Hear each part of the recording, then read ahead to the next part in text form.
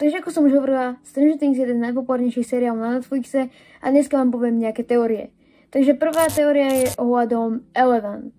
Eleven má vlastne novú superschopnosť a vieme to tak, že na konci 4. série sme mohli vidieť, že Vecnovi sa podarilo zabiť Max na chvíľu, čo Vecna ale nevedel a doteraz sme to vlastne nevedeli ani my, že Eleven má superschopnosť vrátiť život niekomu, kto už zomrel. Napríklad vrátila to teda Max a mohla to isté urobiť aj s Eddym. A to isté môže napríklad robiť aj so všetkými, ktorí sme vlastne v seriáli stratili. Druhá teória sa týka Vecny. Nevieme, či plán ako zabiť Vecnu naozaj vyšiel, lebo videli sme, že Vecna horel, prepadol sa strechou a zmizol. Nevieme, či žije alebo nie, proste zmizol. Čo ako ja, keby som sa prepadol strechou a postavila by som sa, normálne by som odkračovala preč, to by bolo asi trochu divné, nie? No po Vecnovi tam nedostali žiadne stopy, takže keď sa v 5. sérii Vecna objaví, čo sa určite objaví, bude mať inú podobu. Možno bude ako zhoretý, možno bude mať ako zhoretú tvár, ale bude asi vyzerať trochu inak. Ďalšia teória sa týka tiež Vecny, ale nie len jeho. Lebo kto bude na rade ďalší? Jedna teória teda už hovorí, že Vecna stále žije. To znamená, že bude chcieť zas zabíjať. Čo keby som vám povedala, že sa dá prísť na to, kto bude ďalšia obeť? No poďme na to takto. Vecna zabíja tínedžerov s pocitom viny do smrti niekoho iného, alebo proste s pocitom viny. A práve Dustin sa môže viniť za smrť Eddieho, že mu nedokázal pomôcť. Tak Dustin môže byť vlastne ďalšia obeť Vecny. 008. Asi viete, čo tým myslím, ale neviem prečo, ale všetci tak trochu zabudli na 8. Alebo vlastne sestru Eleven z 2. série. Prečo ju vlastne spomínam? V Stranger Things 4 sa počas jednej scény stala dosť zaujímavá vec.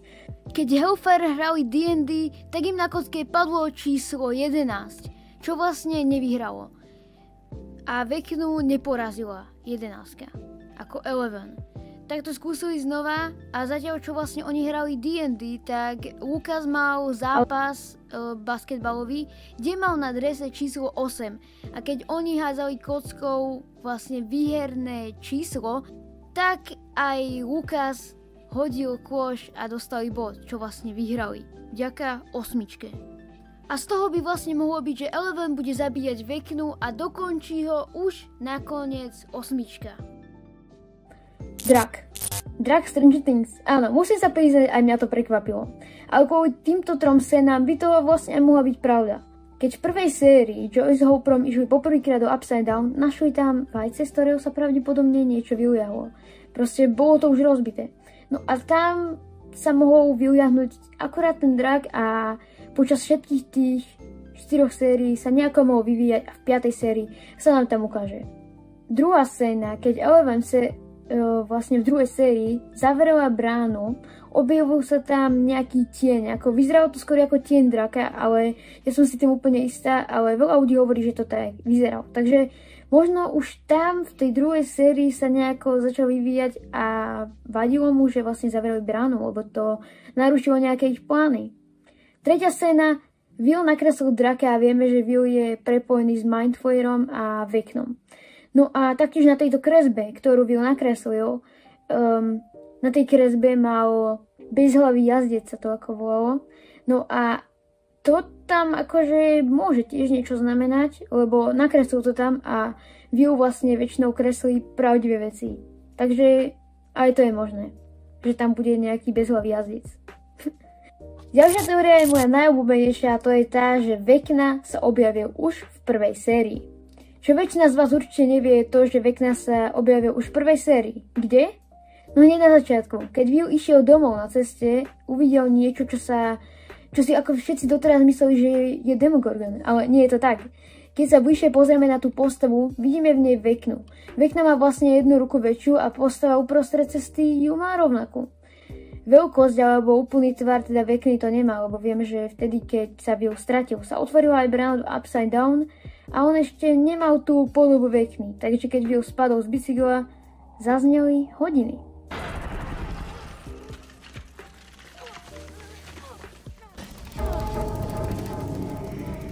Čo je znamenie, že Vecna sa blíži a videli ho aj vonku a keby to bol Demogorgon, nenechá ho zmiznúť, ale rovno ho proste zabije.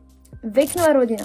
Vieme, že Vecna, Henry alebo 001, neviem, ako ho mám volať, nazvite si, ak chcete, chcel zabiť celú svoju rodinu.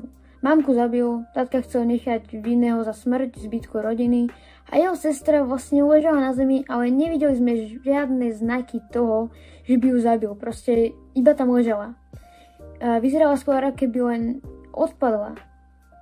A keďže sa Henryho mamka dosť podobá na mamku Mikea, môže byť práve ona tá Henryho sestra.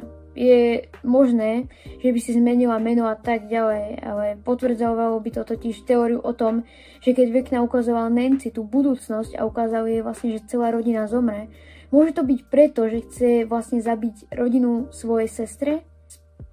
S Mikeovou mamkou tam je teda niečo určite spoločné, lebo keď sa na Instagrame po 4. sérii objavili plagáty hlavných postav, bola tam aj ona. Prečo by ju tam nejak dávali?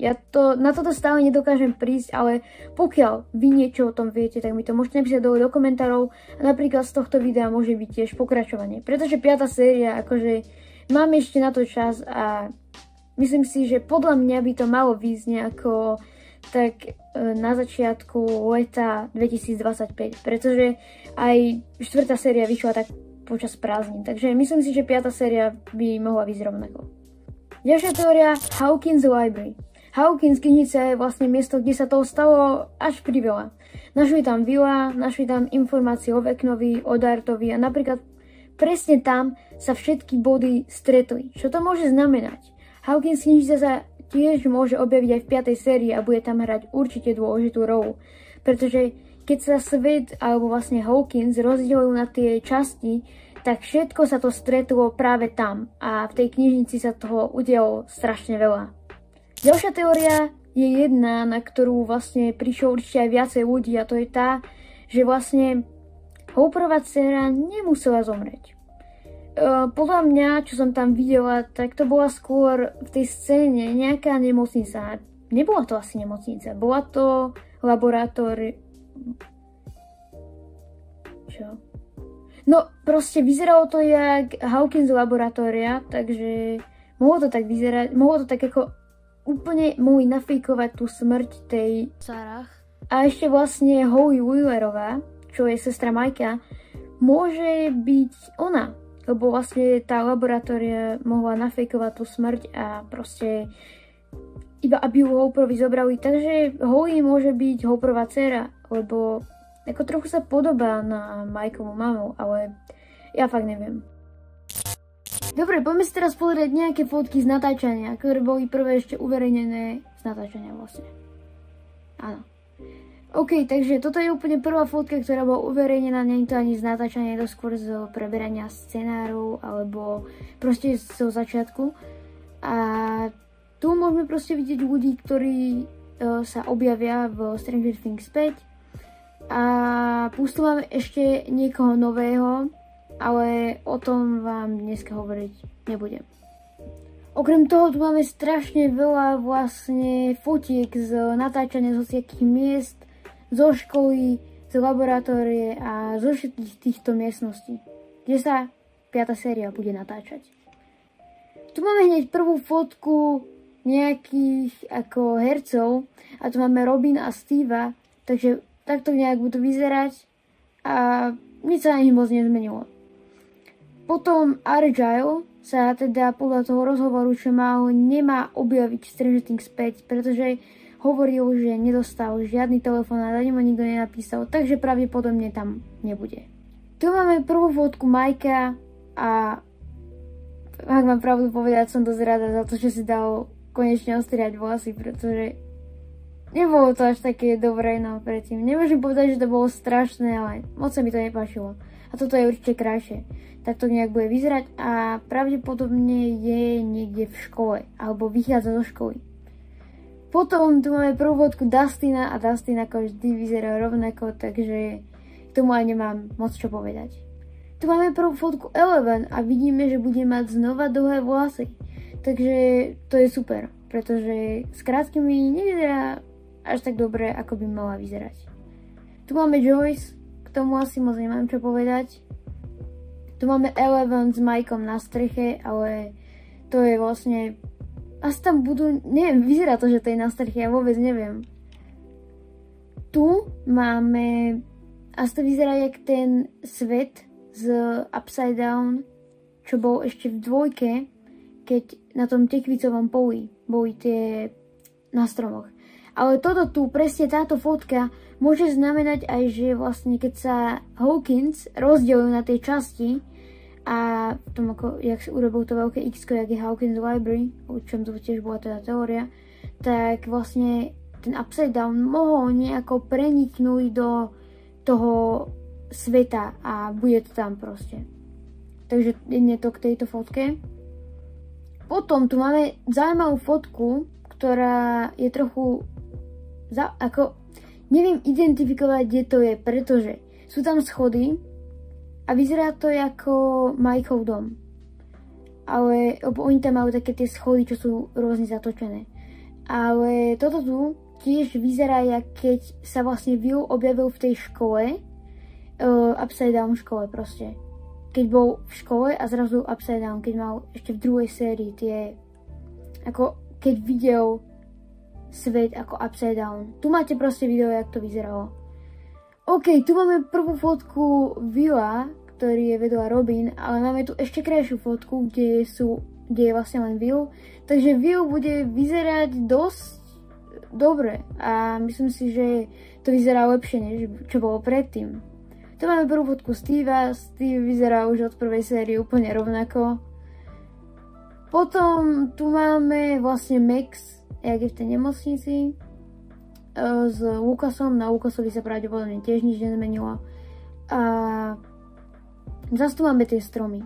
Ja fakt neviem, ono to tam môže hrať dosť ako veľkú teraz tú rolu, lebo proste to bolo už od začiatku tam. Táto fotka ma strašne zaujala, pretože vidíme tam Willa, alebo vlastne iba Noaha Snappa. Nevyzerá úplne teraz jak Will, ale toto vyzerá, že je to fotka vlastne iba z toho ako tréningu toho. A on vlastne tam leží vedľa svojho minulého ja, alebo vlastne z Willa z prvej série. A vyzerá to zaujímavo. A keďže Davers Brothers hovorili, že vlastne by sa tam mali veľmi vrácať do minulosti, tak práve toto môže potvrdzovať, čo hovorili. Že vlastne budú sa vrácať viac do tej minulosti a možno sa dozvieme aj vlastne, čo robil Will, keď bol v Upside Down. Ja vám niečo ukážem. Toto video nie je sponzorované, ale mám tu komiks Stranger Things, ktorý tu mám asi od roku 2022, tak nejako. A vlastne v tom komikse hovoria, že čo robil Will, keď bol vlastne v Upside Down. Ale je to iba proste vymyslené, takže nemyslím si, že by toto tu mohla byť úplne pravda. Ale pokiaľ vás to zaujíma, tak si ten komiks môžete prečítať a možno sa to trochu dozviete. Vlastne oni tam vysvetľujú, čo Will robil, keď bol v Upside Down a keď ho ostatní hľadali.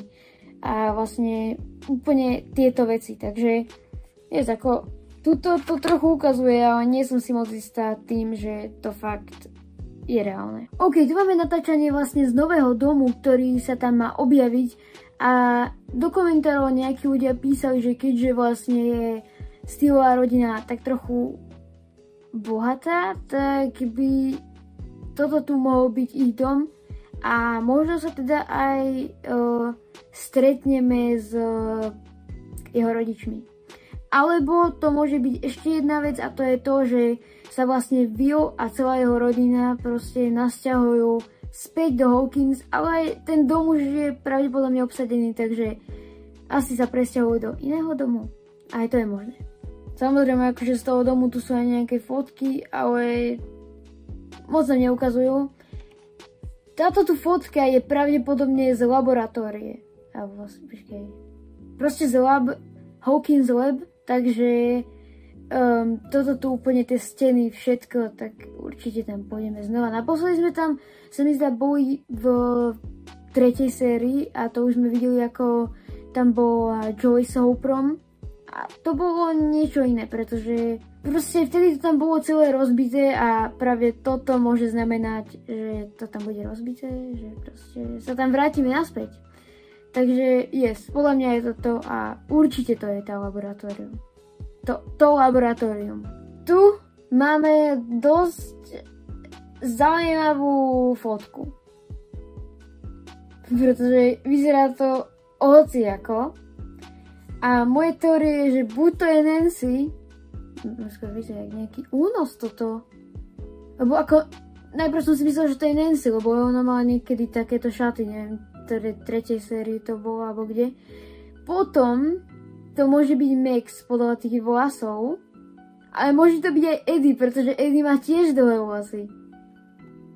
To, čo som vám už nestihla natočiť, je to, že zverejnili už aj názvy epizód. Takže epizóda prvá The Cravel, epizóda druhá The Wishing of, a tam je niekto Wheeler.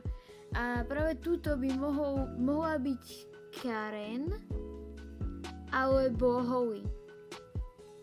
Taktiež uvádzajú, že tieto epizódy by sa hocikedy mohli zmeniť. Vlastne hocikedy by sa mohol zmeniť ten názov tých epizód a podľa toho, čo mi zatiaľ z toho vychádza, tak 6 epizód je fakt málo, takže myslím si, že by tam ešte nejaké tie 3 mohli doplniť, pretože Stranger Things má väčšinou okolo 8 až 9 epizód a nemal by mať menej.